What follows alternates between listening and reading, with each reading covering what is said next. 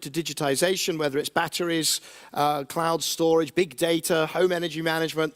All of these are vibrant areas of innovation today, and in fact commercialization today. But going forwards, we have other digital tools that are coming through, that are being piloted, and that will contribute in a very large scale. This is what a lot of companies are thinking about and indeed working on, and in some cases rolling out. So you've got blockchain solutions, machine learning, processing at the edge of the network, DERMS, which is managing distributed energy resources as a virtual power station, and so on. In terms of blockchain, I don't expect you to be able to read this, but there are opportunities everywhere for blockchain technology to disintermediate. Where's Nick from Pilkington? Where have you gone? Yeah, you wanted to harvest a little bit from this and a little bit from that. Blockchain, I say. And that could disintermediate those sorts of solutions and say, well, if individual players can exchange information or energy and payments without using a central resource, that's going to reduce the cost, could be a very efficient solution, might be quite challenging for some of the providers. And in fact, there are a lot of companies that are looking at blockchain in energy.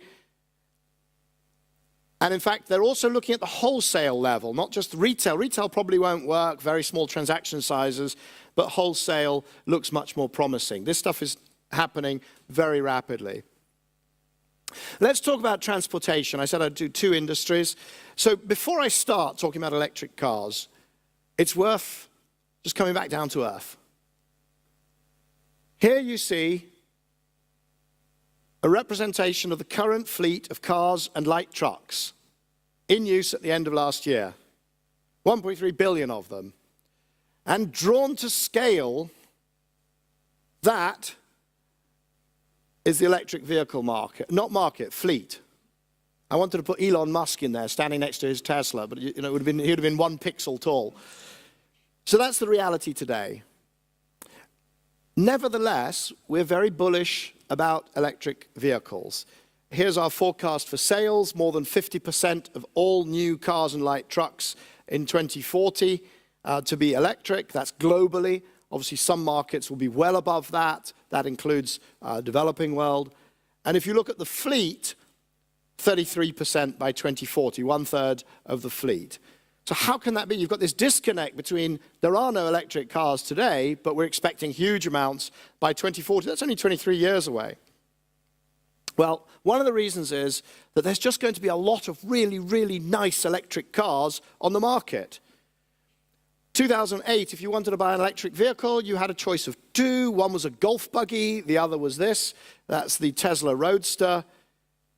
But as you go forwards in time to 2020, you can see right across the range, sports cars, sedans, hatchbacks, SUVs, small vans, and I could do the same, by the way, for commercial vehicles, and I could do the same for buses. We're going to see a full range of vehicles. This is not complete because I can't keep up with all the announcements, and also it doesn't include models available in China or India. There's going to be over 250 models of electric vehicles.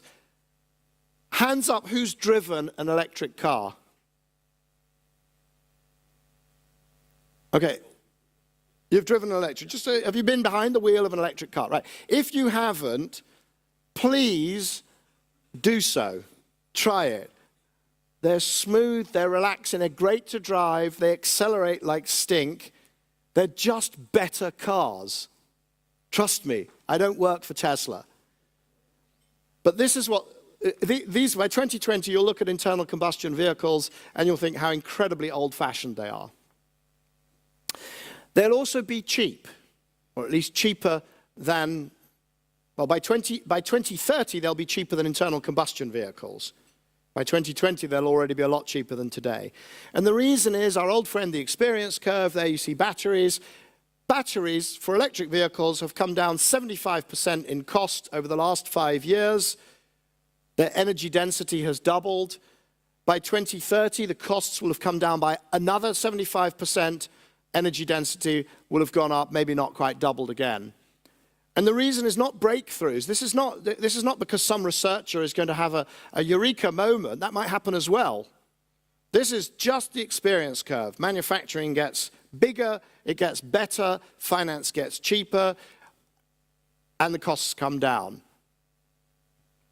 By 2025, already by 2022, on a total cost of ownership basis, electric vehicles will be cheaper for most users than internal combustion.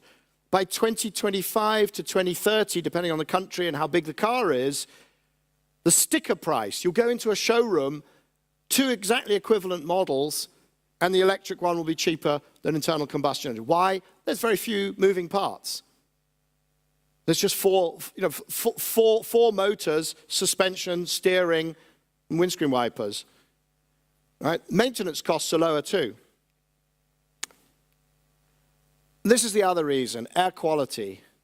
Shanghai, Hong Kong, New Delhi, Mexico City, Sao Paulo, Los Angeles, Paris, and London. There's the Shard. That's the building I mentioned earlier, with as tall as an offshore wind turbine of 2025. And that pains me. I'm on the board of Transport for London, and every time I see this picture, it really, really pains me, because the air quality in London is killing people.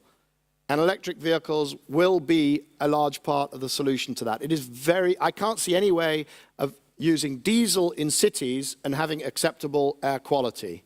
Does not work. Batteries and charging stations, there's EV charging points growing very rapidly, and there's lithium-ion manufacturing capacity. There's all sorts of rumors, oh, there's not enough lithium, and there's this. There's a very real issue with the social sustainability of cobalt, which comes a lot of it out of the Congo, and we have got to solve that. Right? There are child slavery issues there that are very grave. We have to solve that. But there's no shortage of the actual elements. What we will see, this is actually silicon. When solar took off, that was the price per kilo of solar-grade silicon. Went from about $40 to about $450, $470, and then dropped back down. This is the stuff that Bloomberg New Energy Finance does. Okay? We're going to see price spikes. We're already seeing in silicon and in nickel and this, that, and the other, and so on. But ultimately, because there is no fundamental shortage, the price of those commodities will go down with investment to below where it was before they started to be used in electric vehicles. No showstoppers here. Electric vehicles are also better for the future of the electric, or for the future of transportation technology. They're just a better platform for connected vehicles, autonomous vehicles, and so on. They're electric. They are also solid state. They don't have the analog systems. They haven't got this internal combustion engine burning volatile liquids, producing corrosive gases, controlled in a sort of semi-electrical, semi-analog way. An electric motor can be very precisely managed. It's a much better platform for connectivity, automation, and so on. Of all of the self-driving experiments that there are, pilots being run by car companies, parts companies, software companies, I don't think I know any of them that are being applied to internal combustion vehicles. Now, a few people after the last session came and talked to me about hydrogen. So aren't we going to, surely it's all going to go to hydrogen, and electric is going to be leapfrogged, and so we shouldn't invest. We shouldn't manufacture anything for electric. First of all, a hydrogen vehicle is actually an electric vehicle with hydrogen fuel cell powering, producing some of the electricity. But here you've got electric vehicle sales. We know that they're about to absolutely explode, but there they are to date, quarter by quarter, and drawn to scale, since you know I like doing that. Here are sales of fuel cell vehicles. Now, just because they haven't taken off yet, maybe they will, they won't. And here's the reason why putting hydrogen into a car is a stupid idea. Right? You make hydrogen in one of two ways, either natural gas reforming, in which case just use the natural gas. Why go through the chemical conversion and then use hydrogen? Just use the natural gas, CNG, it works. Buses in India are using it all the time. Much more efficient. Right? If you wanted, the other way of making hydrogen is hydrolysis. Take electricity, stick it into water, hydrogen comes out, then you have to compress it, move it around, store it, compress it, move it around, store it, and then you put it in a fuel cell. And that is the efficiency, 32%, compared to 61% if you just take the electricity, stick it in a battery, and use it. If you have electricity, use it. Don't go through 2 chemical conversions, compression, storage, building a whole new infrastructure to do the exact same job. Now, hydrogen might be used for long-distance trucking. It might be used in power to gas. I'm not anti-hydrogen. I just think this is a showstopper. I do not understand how anybody looking at this has ever thought that hydrogen would be the solution for short distance, less than 300, 500 mile transportation. Simply doesn't compute. Now, I'll finish with the big question. The big question is climate. So we all go about our daily business not necessarily thinking about planetary constraints, atmospheric constraints on CO2, but they're very real. The Paris Agreement said that the world must achieve greenhouse gas neutrality sometime in the second half of the century, between 2050 and 2100. Let's have a look at what that looks like. Let's try and make that visual. I call this the one energy chart to rule them all. At the bottom, coal and oil, the 2 most emitting, polluting energy sources. I'm a nuclear engineer. I'm okay with nuclear. Top left, it's 0 carbon or low carbon. Natural gas, lower carbon than coal. Both have got some disadvantages.